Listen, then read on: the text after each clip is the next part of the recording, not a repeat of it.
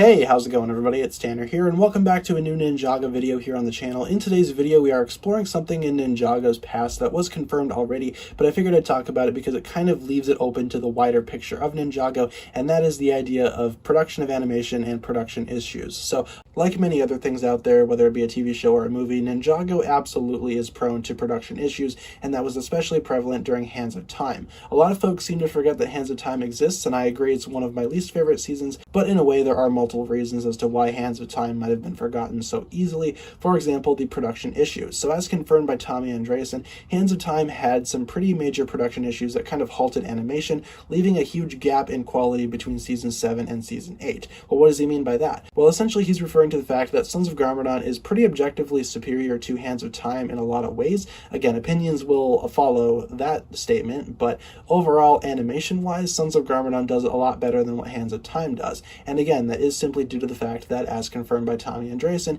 Hands of Time had production issues that halted its animation and caused it to look the way that it did. Now, I didn't hate Hands of Time. Again, while watching it, I thought it was a pretty solid season, all things considered. The one thing that bothered me, though, was the animation quality. I could tell that something wasn't quite right with it, as many other people did as well, and it threw me off for a large majority of the season. Again, the actual storyline at hand here is not the worst, and it's extremely memorable in my own opinion, but in terms of animation, it's definitely inferior to other Ninjago seasons. And again, that's simply due to production issues. But what I appreciate about this, and the reason why I'm doing this video to begin with, is because I do want to talk about for a little bit how Ninjago, again, is just a show. And as such, shows get worked on, and sometimes it's not all there. Sometimes production issues plays a big part in Ninjago's run, and I feel like a lot of people don't realize just how vulnerable Ninjago is towards that kind of stuff. Pretty much anything that's made, whether it be a movie or a TV series, especially animated ones, do have the unfortunate, I guess, consequence of sometimes having issues during production. That's just a matter of the world we live in. Mistakes will happen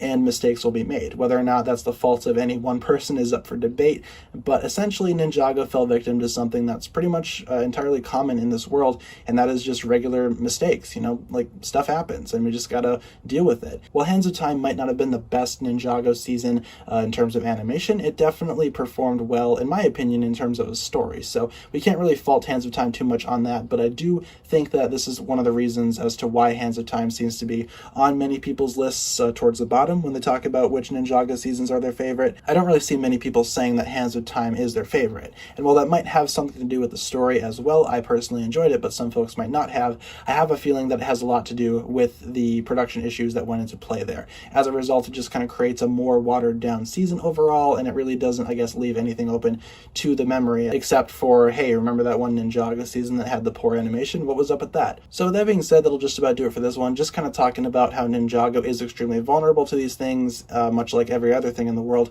and why Hands of Time kind of didn't turn out as perfect as some of the other Ninjago seasons were. So thanks a lot for watching, guys. If you enjoyed the video, be sure to like, comment, subscribe, do all that fun stuff, and check out the links down below in the description for my other forms of social media. As always, big shout out goes out to my Patreon supporters, including, once again, the marvelous Jan. Thank you guys so much for watching this video. Once again, my name is TannerFishies, and with that, I bid you farewell.